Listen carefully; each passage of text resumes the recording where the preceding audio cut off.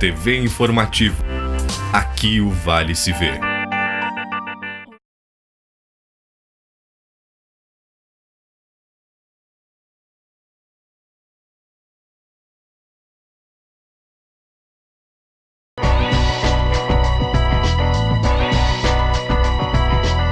Olá, bem-vindo ao programa Fala Jurídica. Nós vamos retomar a entrevista da semana passada do Dr. Remonte, que é uma satisfação tu estás aqui no nossa TV Informativo do Vale, no programa Fala Jurídica, e nós estávamos falando semana passada sobre a responsabilidade civil. O que tu tem além de novidade? Quais são as novas diretrizes, naquela experiência que tu tem de 20 anos de advogado aí, renomado nessa cidade? O que tu tem de experiência para contar para o nosso povo, para os nossos telespectadores? Eu agradeço pela oportunidade de retornar. E eu gostaria de dar sequência aqui, levando esclarecimentos que eu acho que são importantes para os ouvintes, né? Que as dúvidas que muitas pessoas têm e cabe a mim esclarecer. Quanto à questão de legitimidade, seguindo uma sequência de um exemplo de acidente de trânsito, quem seriam as pessoas que poderiam ingressar com ação por dano moral, né? Se existe limitação ou não. Em princípio, todas as pessoas da família que têm uma relação próxima com o falecido, né? Que o dano moral é pessoal, o dano de um não exclui o do outro. Vai caber ao juiz, daí no caso, apenas dimensionar em valores quais seriam as quantias devidas, levando em princípio a proximidade de pai, esposa, filho, né? Mas os irmãos também poderiam pleitear a indenização sem qualquer problema, que direito existe. Além de familiares, outros também, próximos, noivo, namorado, né? Até um amigo de infância que tem um contato permanente, que às vezes tem um vínculo até maior que uma pessoa de sangue, né? Então depende da situação do caso em concreto. E dentro dessa questão das novidades da responsabilidade civil, esses dias eu estava lendo um artigo, né, sobre a responsabilidade dos cônjuges, ou seja, um com o outro, né? Isso envolvia assim, desde aquelas pessoas que prometem um matrimônio, né, e que chega na hora do altar não vão, né, e que aí tem uma responsabilidade, desde aquelas pessoas que tabuam um noivado durante tanto tempo e a pessoa digamos a mulher ou o homem que durante tanto tempo empreenderam um capital emocional, do dia para a noite se vem perdido. E também uma novidade que eu estava vendo, uma questão doutrinal assim, muito distante, é aquela quando da separação, e aí vai entrar a tua experiência, porque isso é apenas doutrina, viu colega? Quando da separação, o dano moral pelo sofrimento que os cônjuges passaram. São todas ideias ali que eu li num livro assim aquele livro de fim de semana, né, que não é minha área. Como é que tu vê essa questão dessa responsabilidade civil, dos matrimônios, das pessoas que apostaram todo o sentimento no noivado, daqui a pouco é trocado por uma coisa esma? Como é que tu vê isso? A questão é profunda, né? Vai depender, eu acredito, do caso em concreto, para ver o que motivou o término dessa relação. Porque a responsabilidade, numa situação desse tipo, eu acredito que tem que decorrer de um ato ilícito, né? E qual seria o ilícito em terminar um casamento? Ou terminar um noivado? No princípio, eu acredito que não há nada de legal nisso. É um direito. A pessoa tem que entender que o outro não pretende mais conviver com ela. Mas claro que se surgir uma situação, por exemplo, de adultério, que expõe a pessoa a um constrangimento, né?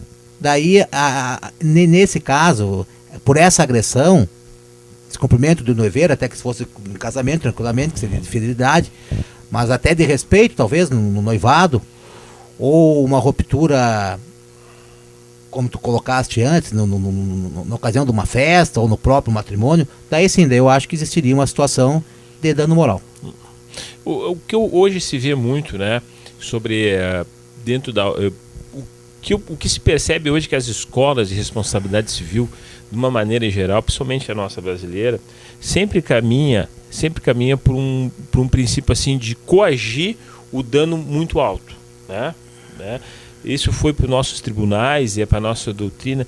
Por que o brasileiro, e por que os juízes têm essa conotação, e eu me pergunto isso porque eu não trabalho nessa área especificamente, por que sempre se o juiz peca por menos, devia ser o máximo, pelo menos um pouco mais? Por que nós temos essa cultura de sempre as indenizações, principalmente os danos morais, vão para o menos? Por que acontece isso? Essa é uma questão também, talvez cultural, de difícil compreensão. Até porque, assim, claro, ninguém quer tarifar, né? Mas eu acho que até para uma segurança, deveria ter um padrão, seguir posições superiores, né? E fixar valores próximos, até para evitar recursos, porque o que vem abaixo, muito abaixo ou muito acima, possibilita um recurso com revisão. E um processo que terminaria ter um fim talvez mais rápido, em 1, 2 anos, às vezes leva mais de 10 anos na justiça, por causa de uma condenação que não seguiu uma média, que acaba sendo reconhecida em última instância. E aí, pois é, aí porque na verdade a pessoa que, principalmente, vamos dar um exemplo aí, quando se entra com uma ação de responsabilidade civil, a pessoa que ingressa, acho que tu já teve a experiência, ela quando vai procurar um advogado é que ela tá explodindo por dentro, né? Ela tá assim, tu é o único, o escape de buscar o direito, né? Então ela já vai assim, como vou dizer assim, no último estágio de revolta civilizada, eu vou dizer assim. Eu vou pegar o Dr. Remonte porque eu não posso aceitar as coisas como estão. E aí eu vejo uma outra penalização. Porque a justiça demora, né? E daí nós temos a segunda penalização. Muitas vezes a pessoa que faz o sofrimento, aí digamos assim, o réu, né? Réu no civil, o requerido, né? Ele ganha no tempo. E daí quando vai ganha 50 salários mínimos ou 10 salários mínimos. É isso que eu acho meio, dicotômico isso aí. O sofrimento de um e digamos assim, a inércia bem vivando o outro. Como é que se pode combater? Qual é a tua visão frente a isso aí? Eu penso assim, com relação ao cliente que procura o advogado para fazer ação, como tu bem colocaste, ele está com uma dor muito forte no fim do poço. Ele geralmente não está avisando uma reparação material. Ele quer buscar uma forma de punir aquela pessoa que causou um dano para ele, para que não cometa para outro, na maioria das vezes. Preencher um vazio. Correto. E às vezes ele tem aquela expectativa, aquela agonia para terminar o processo, achando que aquele processo vai trazer algo de volta que ele perdeu. Esse é o sentimento que eu tenho com relação ao cliente. Com relação ao causador, muitos, claro, não são todos, se envolveram numa situação não intencional às vezes. Uma fatalidade. E eles também sofrem. Eu já vi casos, peguei um caso que eu entrei com uma ação e um rapaz na época que cometeu o acidente, ele estava em carteira provisória e pouco tempo após ele veio a falecer de uma morte não muito bem esclarecida. E eu, conversando com as pessoas na época, tomei conhecimento que ele entrou em um quadro de depressão muito forte. Então eu penso que um abalo emocional dele, um remorso, mesmo sem ter intenção de ter se envolvido naquele caso. Então eu penso que quem causa o acidente também acaba sofrendo bastante. Né? E isso eu digo a maioria, não são todas as pessoas que são responsáveis, mas um acidente é um acidente. Por isso que eu acho fundamental a existência de um seguro, principalmente por dano moral. Porque é que nem a gente tem um seguro por dano material elevado, mas dificilmente eu vou destruir um carro de 150, 200 mil reais. Eu acho improvável, quase impossível. Só se desse felicidade bater num carro importado e que ele tombe num barranco e afeta a estrutura. Mas um acidente com produção de dano moral, não. Um simples encostar numa pessoa, não sair de uma garagem, pode causar a morte, pode ocasionar uma lesão que ela perca uma perna, uma lesão física irreversível, e aí sim há uma indenização forte. E eu que não quis causar aquilo ali, não tenho nem como reparar, ou perco tudo o que produzi. Então é por isso que eu acho que, como o acidente é uma fatalidade, é imprescindível, e isso eu sempre reforço com meus clientes, que façam um seguro e que exijam a colocação de um dano moral razoável.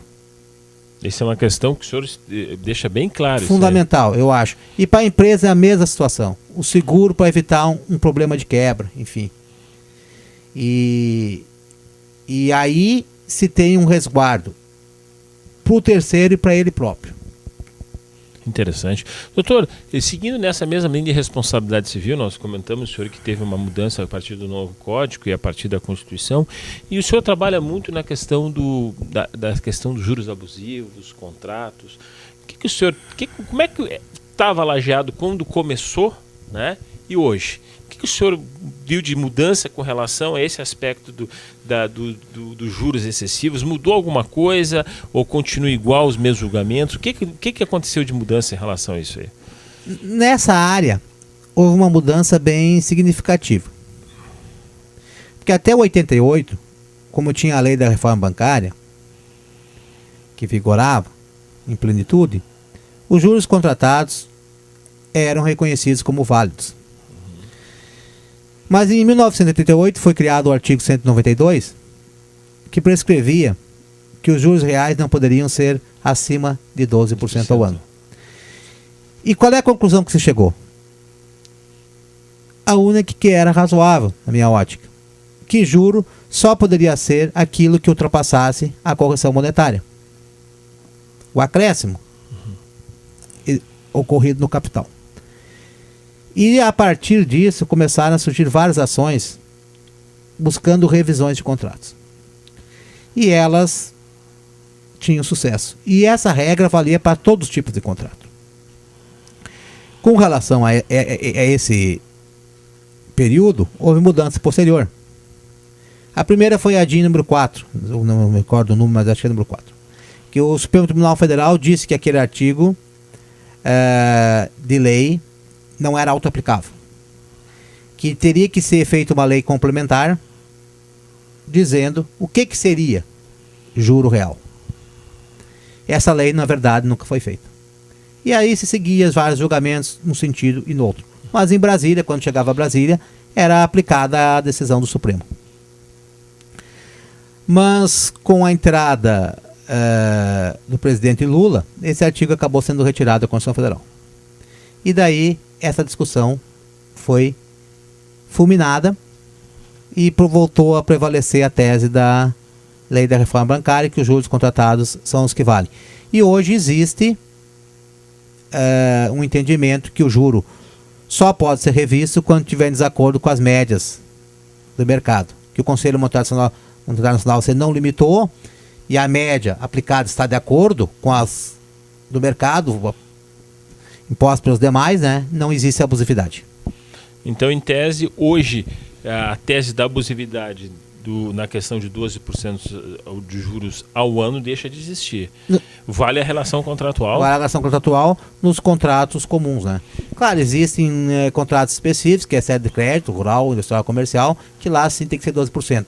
Se há excesso, daí pode ser revisto, né? Essa questão de revisão, e eu digo tanto nos contratos bancários, mas uma coisa que Lajeado é um alto poder de consumo na questão de carros, né? Então nós temos contratos de financiamento de carros. Quais as particularidades que hoje existem que a pessoa tem que tomar um certo cuidado? Principalmente nessa questão de compra de automóveis novos, primeiro se tem diferença entre o novo e o seminovo na questão do crédito, né? Qual é a atenção que as pessoas têm que ter com relação à base contratual? As taxas geralmente dos carros usados são mais elevadas, dos novos são menores. Mas assim, o que acontece? Se ele comprar e ele eventualmente optar depois de fazer uma ação revisional, ele vai correr riscos, né? Pode surgir uma busca e apreensão, né? Então, de pouco êxito a ação e entra nesse risco. Porque antigamente, quando começou as ações, a pessoa entrava com o revisional, nem sequer depósito fazia. Elas estavam discutindo o entendimento que tinha que quem estava questionando não estava em mora. E daí no final do processo, que era liquidado, se apurava um valor. E daí as pessoas entravam com o questional e acabavam negociando. Veio uma segunda fase, que eles mudaram um pouco o entendimento. Disseram, não, se a pessoa quer discutir, tudo bem. mas ela tem que pelo menos consignar aquela quantia que ela entende que deve. Daí se fazia um cálculo, reduzia as parcelas e nesse meio tempo também se fazia negociações com reduções boas, né? Mas hoje, claro, é um risco da pessoa, ela entra, dificilmente vai conseguir uma liminar, né? E corre o risco de vir uma busca e apreensão. Claro que se ela entrar e eventualmente não entra, ela pode fazer um bom acordo, mas sempre tem essa situação de perigo que eu informo para o cliente. Daí, claro, tem que ver o caso concreto. Mas a regra básica é que assinado o contrato tem que dar para um profissional pelo menos dar uma lida, né? Porque o que a gente vê assim, e te vê lá, não só em Lajeado, te vê em toda a federação, eu vejo isso aí, é as pessoas entrando num projeto econômico sob uma base contratual que obviamente ela não vai conseguir suprir aquilo, né? E daí ela busca auxílio jurídico. Mas quando ela busca auxílio jurídico, aquele contrato já está totalmente contra, né? E o que cabe fazer para uma pessoa que realmente entrou digamos assim, não vou dizer numa armadilha jurídica, né? Mas não foi atenta. O que ela pode fazer? Ela tenta buscar um acordo, entra na justiça para no decorrer, porque tu falaste muito bem, e aí vem o papel do advogado nesses casos. No decorrer da ação pode surgir um acordo favorável, né? Pode. Isso pode acontecer. Hoje a diferença é que existe o risco de repente uma busca e apreensão, e se não tem uma liminar, a perder a posse do veículo. Embora que nem sempre acontece também, porque se os bancos partissem para essa situação, como é que eles iam colocar esses carros aonde? Em ferro velho, depósitos?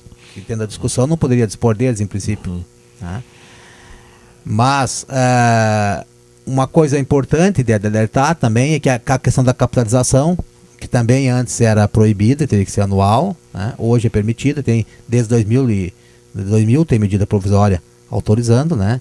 Então a única legalidade que tem sido reconhecida recentemente com relação a esses contratos são algumas taxas de abertura de crédito e outras taxas ali que eles incluem, né? E que não seriam devidas, né? Então o ponto da ilegalidade reside na verdade nessas taxas.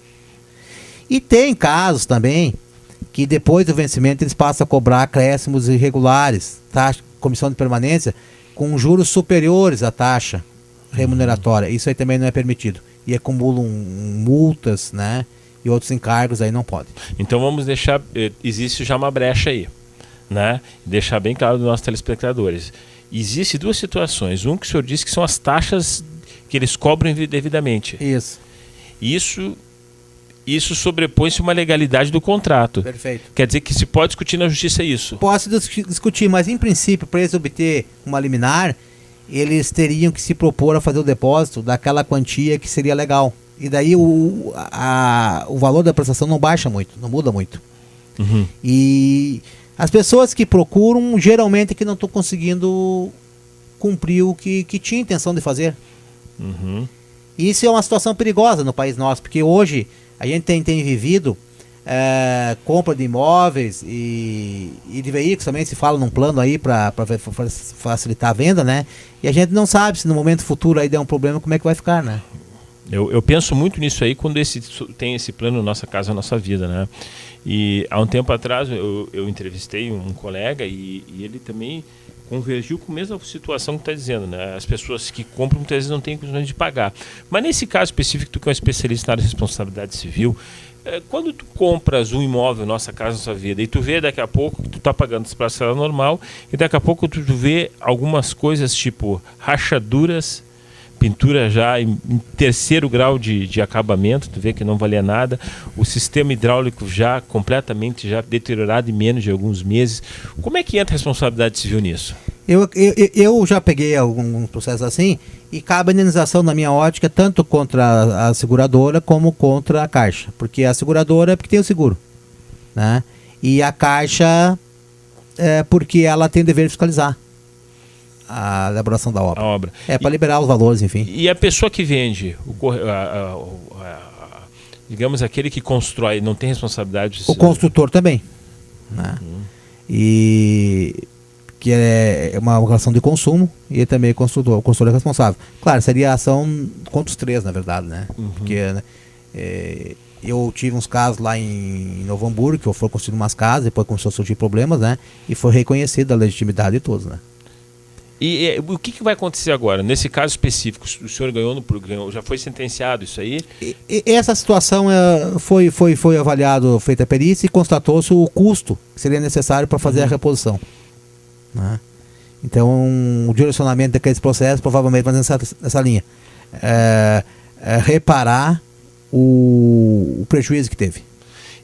Pois é, mas e a pessoa nesse meio tempo? Veja bem, eu compro uma casa num plano desses do governo federal, né? E daqui a pouco eu vejo, tu vê que está rachada a coisa e que não vai...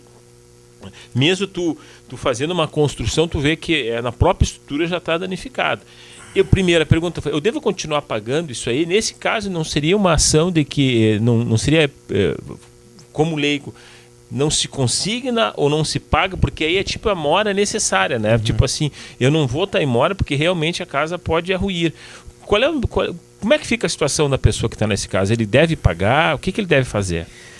Olha, ele vai ter a opção de continuar pagando e ficar discutindo na justiça, porque se o caso for afetada a estrutura, ele vai poder pedir reparação integral, que é a perda total do imóvel, né? Que vai ter que ser refeito outro, eles vão ter que arcar com as consequências, né? E devolver o valor que foi emprestado para ele, se os juros que ele pagou também. Mas assim, porque se ele fizer só consignação, ele corre o risco de repente ficar em mora também. Que tudo vai depender do transcorrer do processo, né? Eu acho que em princípio ele deveria pagar. Tem que informar que continua pagando. Essa é a orientação que dizem. Continua pagando, até porque o desenlace, a perícia, aí não vai levar muito tempo, né? Então ele não vai correr um risco maior depois ter prejuízo. E uma situação que eu acho importante frisar aqui com relação a esses imóveis, que eles são dados em alienação para a Caixa, né? Alienação. E o que acontece? Se não é paga 3 parcelas, é notificado a pessoa para pagar em 15 dias, tá? Por Gamora. E se ela não paga, as parcelas as vencidas e as posteriores, que venceram no transcurso de tempo, ela perde a propriedade para a Caixa Econômica Federal. E daí é feita a transferência no registro de imóveis, né? E as pessoas são surpreendidas com isso aí, não tem esse conhecimento, e quando chegam lá, já não são mais donas do bem. E a Caixa é irredutível, não só vende esse bem em leilão. Essa é judicial, né? Então é uma situação bem complicada. Se ela não pode pagar, ela deve imediatamente, quando receber essa carta, procurar um profissional para buscar uma outra alternativa. Se ela deixar isso correr em branco, sem fazer nada, ela corre o risco de ter prejuízo muito grande, que é a perda do imóvel. Então, na verdade, tão logo na primeira inadimplência e na segunda tu já cautela as pessoas.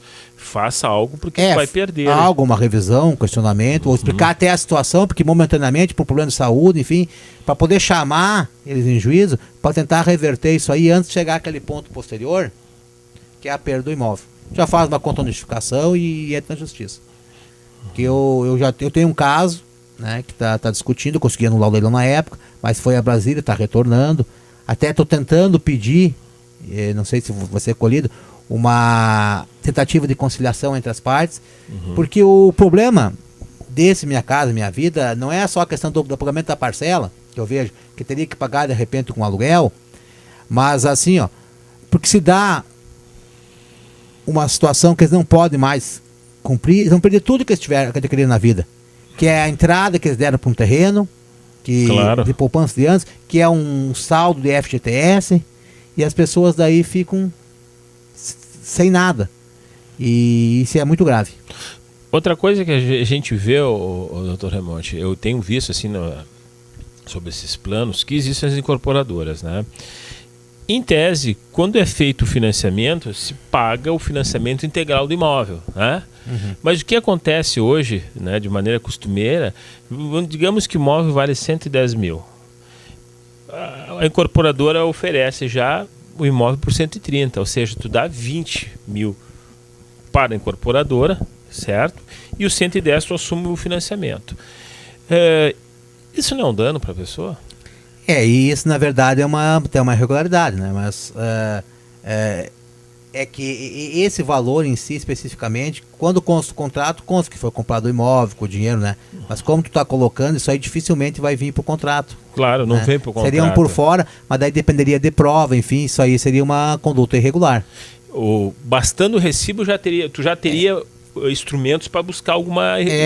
Seria uma taxa sem razão para... Se a corporadora já está vendendo bem, tem que cobrar o o valor do bem, né? E como é que tu orientaria hoje? Porque as pessoas, o que eu vejo de uma maneira geral, é que as pessoas que estão se acercando de comprar desses imóveis são pessoas que têm muitas vezes o dinheiro e dentro da sua administração podem chegar lá. Mas quando vai fazer o fecho do contrato, principalmente com a incorporadora, com a pessoa, já começam a sair elas prejudicadas. Sempre digo, tem advogado para isso.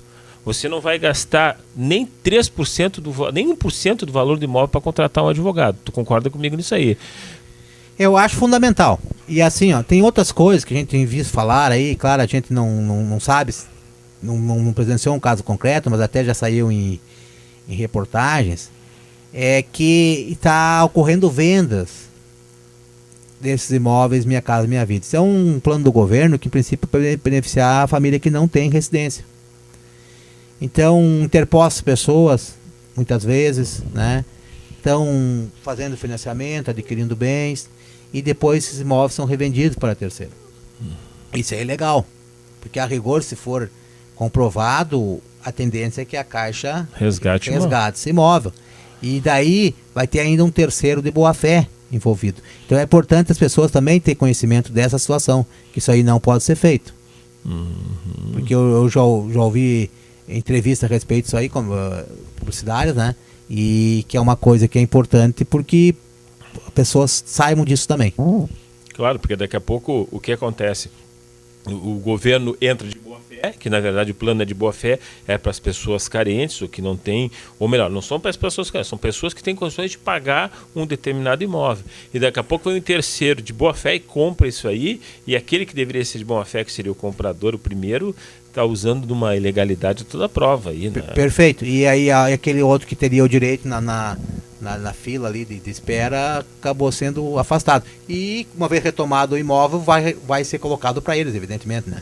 Que louco. É uma coisa muito interessante. Doutor, o senhor viu como o tempo passa rápido? Nós falamos aqui coisas interessantíssimas que a Alvitre é de muita importância aqui na nossa comunidade, e certamente vou te convidar mais vezes para tu vir aqui no nosso programa, e foi uma satisfação muito grande tu estás aqui, enriqueceu muito, digamos assim, a cultura daqueles que escutam o nosso programa. Eu que agradeço a oportunidade e mais uma vez renovo meus méritos pelo brilhantíssimo trabalho que tem sido desempenhado pelo colega na condução desse programa e pelo grupo informativo, Vale Taquarina. E também aos demais funcionários aí que fizeram um trabalho conosco aí de grande qualidade. Vocês viram como é interessante falar com alguém que tem conhecimento profundo das lides, principalmente responsabilidade civil contratual. Então, até o nosso próximo programa.